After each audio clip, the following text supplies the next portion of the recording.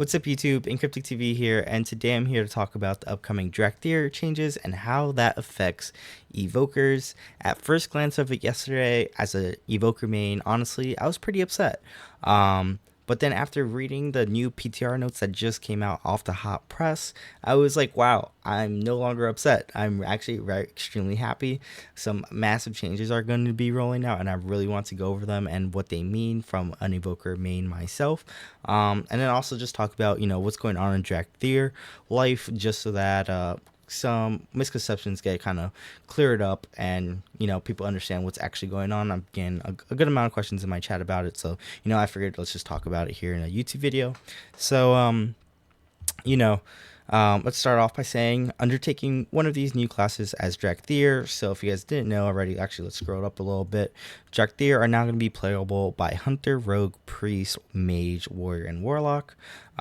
So some nice additions. I personally plan to probably mess around with Hunter or Mage a little bit, maybe even Warlock on Dracthyr, just because I think it'll be kind of fun and refreshing. I've been no-lifing Evoker all the time, so I already got the Mage name saved and ready to go for when that does drop, so I'm super excited. You're gonna see Mage Steer out there doing his thing. But yeah, I'm super excited for that. Anyway, let's get back to this. Undertaking one of these new classes as Dracthyr will allow you to choose between fighting as a Dracthyr or fighting in Visage form. By activating Visage, which switches you between forms. So that's huge because a lot of the current dragon players actually hate the dragon form. Me personally, I love my bald aspects, I love them. Like, I don't know, I love them, but I also like the Dracthyr form, to be honest, the Visage form. So it doesn't really bother me, but I know it bothers other people. But that's going to be really nice for the people who really don't like the dragon forms. The only thing I really want Blizzard to do with these dragon forms is let me see my mog. That's all I really want. So that'll be my only complaint about the dragon models. But yeah, that's one of the main complaints, is that people can't see their mogs. So I can definitely understand that. So this can be a very nice change for the people that want to see their mogs and just play in Visage form. But other than that, that's basically the biggest change there. The other sad part is Dracthyr Evokers will continue to use Dracthyr form during combat, as many of their abilities emphasize their draconic nature. With the addition of the new classes to Dracthyr, we're making some further adjustments to their racials. So what this means is, no, unfortunately for us Evoker players, we do not get to enjoy playing in Visage form and combat. So still, little slap in the face for us, but it is what it is. So for you evoker mains out there, no, you will not be able to play with Visage form. And then tail swipe cooldown has been increased to 3 minutes, and wing buffet cooldown increased to 3 minutes, and that gave me a heart attack. I'm like, well, it was 1.5 minutes. So yeah, that was annoying. And then they said that our talent points for clobbering sweep and wing beats here was going to reduce it by 2 minutes. So this goes down to 1 minute if we expect a talent point into it. And I was like, wow, I have to waste 2 talent points just to get it back to my old cooldown, and slightly better than my old cooldown. I got to waste 2 talent points for it. I was like, come on, I don't have the talent points to waste 2 of them. So I got annoyed. And then it said permanent chill is now baseline for evoker. And I was already annoyed by these changes up here and having to waste the 2 talent points, where I kind of just like bypassed it. I was like, whatever. And then I was like, here it's no longer a choice node and you have to waste 2 talent points. I'm like, are you kidding me? Another thing that got added was the Dracthyr has a new ability for Squadron. I was like, who even asked for this? But you can fly with 2 other Dracthyrs, and you get 3 Dracthyrs flying in the air. Blizzard, a small company, decided that was very important to add. I think that's what every Dracthyr Evoker player was asking for, to fly with their other friends. It is what it is, I guess. Anyway, we're going to move along to the important changes. Hey, as I was editing this video, I realized that I forgot to mention with the addition of the new classes, I was getting a lot of questions about it in my chat. If it meant that Hunter, Rogue, Priest, Mage, Warrior, and Warlock with Dracthyr were going to be getting Hover. And no, Hover is an Evoker specific ability, so no, these classes will not be getting Hover. I know there's a lot of concern with like Warriors getting Hover and being super broken OP with that. No, that is still remaining specifically only for Evokers. I just wanted to add that into that, just so that misconception was a little cleared. And then back to the video. Let's just keep going. So yeah, these are the official War Within 20th anniversary development notes that just came out. So what's essentially the same thing that was read in here was then put in text here.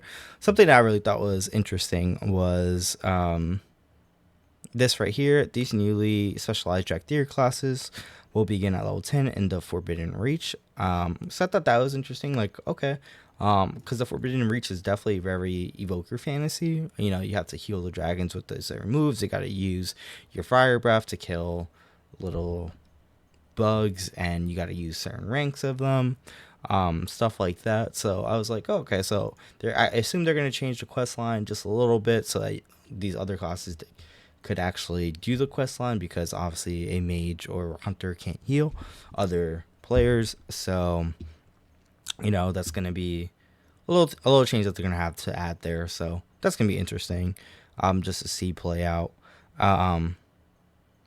And again, we already talked about all the other changes coming, so that's essentially all that is in these patch notes. Oh no, let's go through these as well. Yeah, after these, there's no like PvP changes, so we'll just go through these real quick. So Blessing of the Bronze now costs 1 base mana and was 4%. So Blessing of the Bronze is actually Evoker's buff that they give to reduce the cooldown of all the movement abilities. So it's actually a really nice buff to probably mainly Pres Evoker if they want some purge protection on like nullifying shrouds and stuff like that. I mean, it could be a buff for all specs of Evokers realistically if they want purge protection. Like if a pally gives you a bop and you want to make sure it doesn't get purged off, so you cast a Blessing of Bronze, you know, that could be very high value. But mainly Pres Evokers not having to waste 4% mana to rebuff it in game, that's gonna be super nice for them. So then again, that happened. Permanent Chill is now baseline for Evoker. Permanent Chill no longer spams immune messages, so that's going to be nice. This right here, super big buff for Evoker. So happy that this happened. Renewing Blaze is no longer affected by healing received modifiers, both positive and negative. Dampening in Arena is a special case and will continue to decrease the healing of Renewing Blaze. That's understandable, but this both positive and negative thing, I'm so happy about this.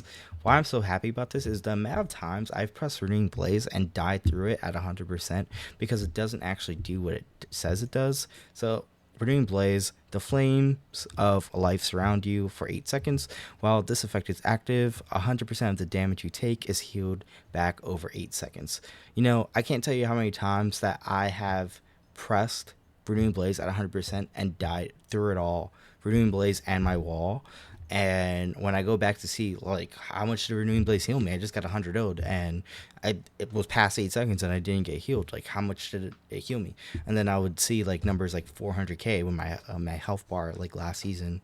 I don't remember what the health pool was, but it wasn't 400k. It would be like a million, right? Or whatever the amount of HP we had. It just like was nowhere near what it should have been to healing. And I'm just like, I just went 100-0 and it only healed me back like 5 to 10% of my health. I'm like, what is going on? Like I would point that out on stream all the time. I'm like, look, I went 100-0 here and it only healed me 400k. And I'm like, what is going on? Yeah, that was like so infuriating. So I believe with this change, essentially, and I think why that would happen was probably like if there was Mortal Strike on you and stuff like that. So I think with this change, it no longer is affected by modifiers like Mortal Strike. So that's going to be very nice. You're not going to get buffed up. Like if you have like, I guess, a font of magic that will increase healing done to you by like 3%, right? If you had this source of magic, so you won't get an additional 3%, I guess, is what that would mean. But the 25% is outweighs it. Like if you got more strike on you, like your cooldown's actually gonna work. So I really hope that that's essentially what this does. And if that does, oh my god, like what a WWW change. I couldn't be happier that it can't go negative. And maybe renewing blaze would actually feel like a defensive, because a lot of times it doesn't feel like a defensive because it's not healing you back anything, because of moral strikes and other things that make you go negative on it. So I really hope that that is a huge change. And yeah, and then, you know, a little cutesy change here. A variety of different Dracthyr models now show up for bombardants, because right now it's only like a black dragon that comes and flies over. So now you're going to have a whole rainbow of dragons flying over. Something cool. You know, you got the aspects, the bald aspects that are going to fly over you. That's what's going to happen there. Yeah. So let's move to the next patch notes here. So these right here are different patch notes because sometimes Blizzard's confusing. And right here, they seem to be fixing a little buggy bug. So right now, it reads that augmentation Breath of Eons causes, for augmentation for if you were a scale commander, getting this melt armor buff. Right now, augmentation Breath of Eons causes enemies to take 20% increased damage from bombardments and essence abilities for 12 seconds. So if you're playing skill commander on augmentation, you would have to be locked into Breath of Eons, which I thought was a little silly, but now you could use both, because essentially if you take the Breath of Eons talent, it turns in it changes your deep breath to Breath of Eons, but now you don't have to run that talent anymore because now it also works with deep breath. So that's gonna be nice. Just like a little quality of life there that they changed. This literally, they changed their percentages to the same percentages, so I don't know why even putting that in a note. Here, imminent destruction. If you guys didn't see my last video for devastation, imminent destruction goes absolutely bonkers. That was my theorycrafting video for last video with the most insane damage build. If you didn't see it, go check it out. I'll probably leave a link to it in the description down below. Yeah, so now I was like, wait, is this also a change for devastation secretly? And when I checked, it is not. I was going to be, see, it's still 12 seconds. I was going to be so happy. I was like, well, I'm going to be even more broken in my build. But on the other side, if you have it with augmentation, it's actually 15 seconds now. And what's actually really nice about that is it lines up perfectly with Plot the Future, which gives you exhaustion. Which gives you Fury of the Aspects, which is basically Bloodlust, without giving you exhaustion. So basically, this effect does work in Arena. So after you deep breath or Breath of Eons, you basically get Bloodlust, and then you start spamming the hell out of eruptions. And now you get to do it with the same exact time together. So that's actually really, really big buff. You get like 2 or 3 extra eruptions because of the synergy with this together now, so it's very nice. Yeah, this right here is the most broken change I've ever think I've seen. Molten Embers Fire Breath causes the enemy to take up to 40% increased damage from your black spells increased on its power level. So what I think the rotation is going to be now, because I was already like theory crafting some builds up for AUG. I was gonna post a theory crafting video for that, but I wanted to test out the damages. But now, like, I think this build is going to be absolutely insane, because you get like all the damage modifiers possible. Like you're gonna be doing the most damage as augmentation. Like I want to try this in PvP. Keep in mind that the set bonuses buff some of your black spells by like 30% as well. And then with 20% extra there, like you're going to tip the skills, fire breath, probably into a deep breath, into just like a fatty upheaval, and then spamming eruptions. Like your one shot is about to go so stupid on augmentation with a build like this. Like like this has to be the meta build right here. I was like theorycrafting it up, and I'm like, I need to try this, but like this with the tier, oh my god, like it's going to be an insane change. Like your upheaval is probably going to hit for a crazy amount, like 40% buff on your upheaval after like you're. I'm going crazy about it because I'm like I don't know how this is going to go through. Like people are gonna have to play some beta, and like I don't know how this is gonna go through. If this goes through, this is insane, like insane for augmentation. Like augmentation might be back after this one. Yeah, it's crazy. Move along. They just changed from less to fewer. Living Flame, they changed it from, for if you're playing Flame Shaper, they changed it from Azure Strike to Reversion. I haven't played much Preservation Flame Shapers, so I'm not a Preservation main, so don't really know how much that matters, but this is also what matters a ton. So again, like I said, Purge Protection, costing less mana, very nice for Pres Evokers. This is where it gets insane for Devastation Evokers. They made Permeating Chill 50% slow speed. We're talking about every time us blue beam spammers are spamming the hell out of blue beam, you are permanently 50% slowed. And if people hop on my bandwagon and play some imminent destruction, you're spamming even more blue beams. So like 50% perma slow. I'm like, you know what's like, I used to love playing crippling slow. I'm probably never playing this anymore because now I get 50% slow. Like I probably won't even need that 80% more, but probably not even worth it anymore. Like they changed it from 30 to 50% perma slow. It's crazy, and it's not a talent anymore. Like that's actually so crazy to think of. Also a crazy change. I couldn't be happier about that one, to be honest. Could not be happier about that one. And that's essentially the evoker changes coming through.